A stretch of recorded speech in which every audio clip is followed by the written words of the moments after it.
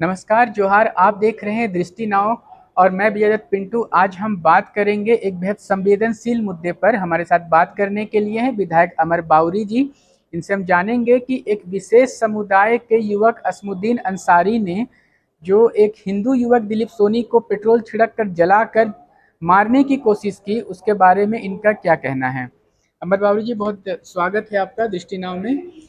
जिस प्रकार से गढ़वा में एक विशेष समुदाय के युवक असमुद्दीन अंसारी के द्वारा एक हिंदू युवक दिलीप सोनी को जलाकर मारने की कोशिश की गई और इस प्रकार की लगातार घटनाएं बढ़ रही हैं कि एक विशेष समुदाय के द्वारा बार बार हिंदू बेटियों को और अब बेटों को भी टारगेट किया जा रहा है, सीधे जिंदा जलाने की कोशिश की जा रही है। इसको किस प्रकार से देखते हैं? देखिए, पूरी घटना जो है राज्य के विधि व्यवस्था को दिखाने वाला है। जिस तरह से पूरे राज्य के अंदर विधि व्यवस्था चौपट हुई पड़ी है इस सरकार के अंदर, और एक तुष्टीकरण की राजनीति के कारण जिस तरह से लोगों का मनोबल बढ़ा है, और ऐसा मनोबल कि दिन दहाड़े बेटियों को लटका दिया जा रहा है, जिंदा जला दिया जा रहा है, महादलित परिवार के घरों को लूट करके बुलडोजर चला करके उनको विस्थापित कर दिया जा रहा है। और फिर रिसेंटली कल की घटना, ये तो घटनाओं की श्रृंखला में एक घटना जुड़ा हुआ है। ये घटनाएं जो हम लोगों की नजर पे आ रही है, जो घटनाएं छिपी हुई है, जो आवाज नहीं पहुंच पा रहा, जहाँ के संसाधन नहीं हो पा रहे हैं, जहाँ भारतीय जनता पार्टी जैसे कार्यकर्ता वहां दूसरे मुद्दों को नहीं उठा पा रहे हो, तो दबी रह जा रही। ओवरऑल अगर देखेंगे तो तुष्टीकरण की राजनीति की पराकाष्ठा को पार करके इस सरकार ने उनके मनोबल को इतना बढ़ा दिया है कि किसी भी संविधान का या कानून का भय उनके मन में नहीं है।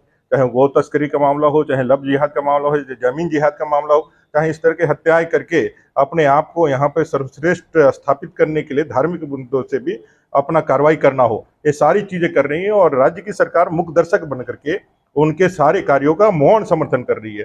जब मौन समर्थन करेगी तो यह एक भयावह रूप लेगा, और भयावह रूप लेगा तो कहीं ना कहीं जा करके इसका जो मैं कह सकता हूँ, इसका जो प्रभाव है वो नीचे जनता पर भी पड़ेगा। और जनता आज त्राहिमाम कर रही है। 3.25 करोड़ जनता के पछतावा है, मैं कह सकता हूँ। और राज्य की सरकार अपने किए गए कृत्यों को ढकने के लिए सरकारी संसाधन का उपयोग कर रही है।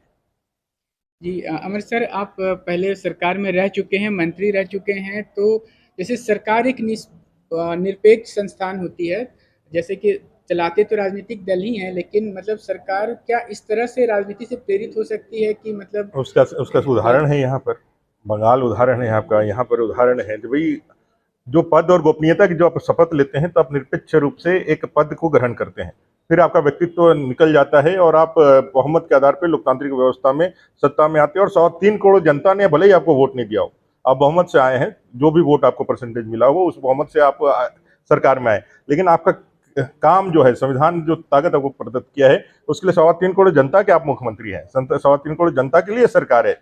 और झारखंड की सरकार को उसी हिसाब से एक्ट करना चाहिए। लेकिन इधर जिस तरह से डेटोरेशन हुआ है, जो राजनीतिक मूल्यों का, जो आदर्शों का, जो नैतिक दायित्वों का या नैतिक मूल्यों का, उसका परिणाम आज देखने को मिल रहा है कि भाई किसी भी आधार पर एन केन प्राकृतिक हम सत्ता में बने रहे और अपना परिवार का जो वंशवाद, जो माननीय मोदी जी कहते हैं, जो वंशवाद, जो समाजवाद आज परिवारवाद बनकर रह गया, जो वंशवाद आज जिसके कारण अपने अपने लोगों को ही बढ़ाने का ही एकमात्र लक्ष्य सत्ता रह गया है, और अपने लोगों को जेल जाने से बचाना और घोटाले करना, इसी के लिए सत्ता चाहिए। और आज जितने भारत के अंदर ऐसे लोग हैं जो इन तत्वों को पोषक है, वो एकत्रित होकर के आज जिस तरह से भारत को अशांत करने का, भारत के बढ़ते कदम को रोकने के लिए प्रयास करते हैं, उसकी एक बानगी झारखंड में भी दिखती है।